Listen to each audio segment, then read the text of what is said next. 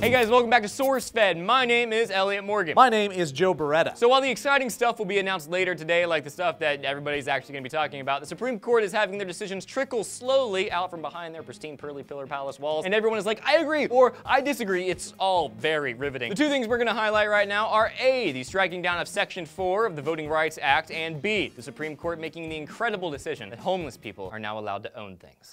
We'll start with the voting rights portion because it's what's buzzing all over the social media sprockets currently. The 5-2-4 ruling was a typical party line vote, conservative versus liberal, and it resulted in the abolishment of Section 4, which outlines a formula by which certain states could be held accountable for changing their voting procedures without preclearance. So that might sound like a bunch of words, so let me try to take those words and dissect them into even more words. The idea of Sections 4 and 5 of the Voting Rights Act is to keep states from discriminating against voters by instituting literacy tests or by moving voting locations to segregated areas. Two things that happened in 1965 and last year, respectively. So while Section 5 is still intact and preclearance is still a thing, the formula by which it is enforced has been deemed outdated, and the Supreme Court is now urging Congress to create a newer, more relevant formula, which I'm sure they'll get right on. Yeah, they work very quickly. Secondly, in today's uber-sexy SCOTUS scuttle, one of the rulings not being talked about a lot is the SCOTUS' decision that homeless people are allowed to have stuff now. The decision was from a lawsuit from homeless people of Skid Row in Los Angeles who were like, hey, you can't take our stuff by nature of it being our stuff, and the Supreme Court had a hard time arguing with such compelling logic. According to the SCOTUS itself, in a 2-1 decision, the U.S. Ninth Circuit Court of Appeals decided that the transient's possessions could be taken only if they posed an immediate threat to public health or were evidence of a crime. AKA, stealing is bad. By the way, that vote was 2-1. One person thinks homeless people can't have stuff. So we're going to keep you updated with what happens regarding DOMA later today. Until then, follow the SCOTUS blog and stay informed. It's pretty fascinating stuff listening to these people decide how our country will function. Unless you're not in America,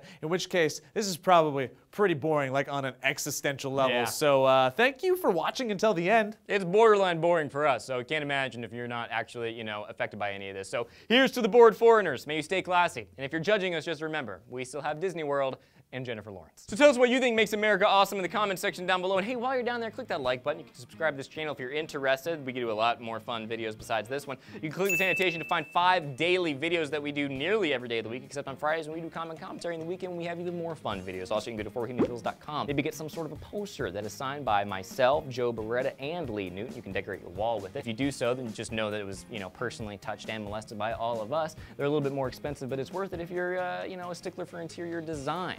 It's been great having you guys with us here on SourceFed. We hope you learned a lot and have a lot of opinions that you're willing to share both with your friends and your family as a result of this video. My name is Elliot Morgan. I'm Joe Beretta. Bye.